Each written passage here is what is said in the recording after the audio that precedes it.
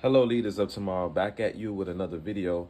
And in this video, we're going to talk about how charitable contributions help reduce tax liability. All right. So, again, we want to see how these things work in the background, right?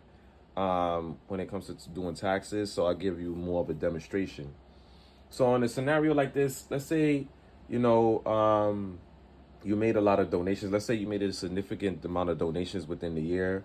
And let's say you made a donation to Goodwill. Goodwill is like a company that, takes used items, vintage items, and, distributes it out to the public, sells the items, right? But you can get a tax write-off as a contribution. So let's say you give a combination of cash as well as goods and clothes, things of that sort. Now, the IRS allows you to write off up to $60,000 of your adjusted gross income, okay? And that's cash and non-cash. Cash and non-cash contributions. So they all equate to the same thing. The only thing is that you got to make sure that Goodwill gives you receipts. So in this situation, you want to make sure Goodwill gives you a receipt for any contributions you make, okay? For any contributions you make. So let's say the scenario is you made $100,000 income, right? You made $100,000 income. And let's just say, hypothetically speaking, at $100,000, your tax bracket is 22%, okay? So from the 22%, you would have paid $22,000 in taxes, right? We're going to go with the $100,000 example again, right? Now, if the IRS allows 60%, let's say you made 60% contributions for the year in your donations, $60,000 would be cash and non-cash right here. So you have $60,000 here, okay?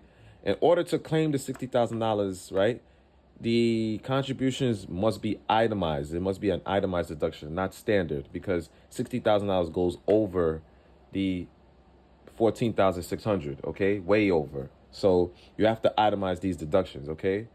So when you itemize the deduction, you claim the $60,000 itemized deduction, your income is $60,000 minus $100,000 minus $60,000. Your income, your adjusted gross income drops all the way to $40,000, right?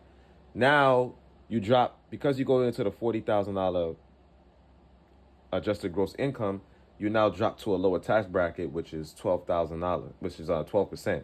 Okay, so $40,000 times 12 is $800. That's how much money you should have paid instead of the $22,000. Okay, so all you do is you take $22,000, which you paid off the $100,000, and minus $4,800.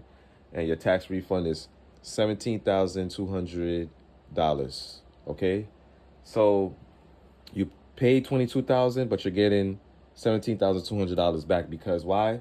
You made You made a contribution of 60% of your adjusted gross income, whether it's cash or non-cash. It equates to 60%.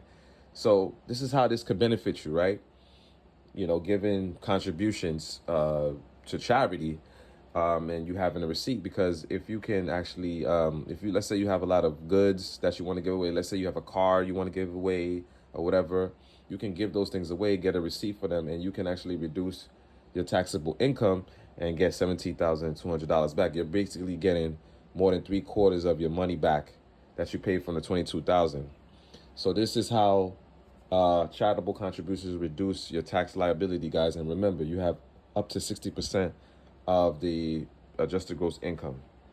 So hope you find this information great. This is just a breakdown of how it works. Remember the math here.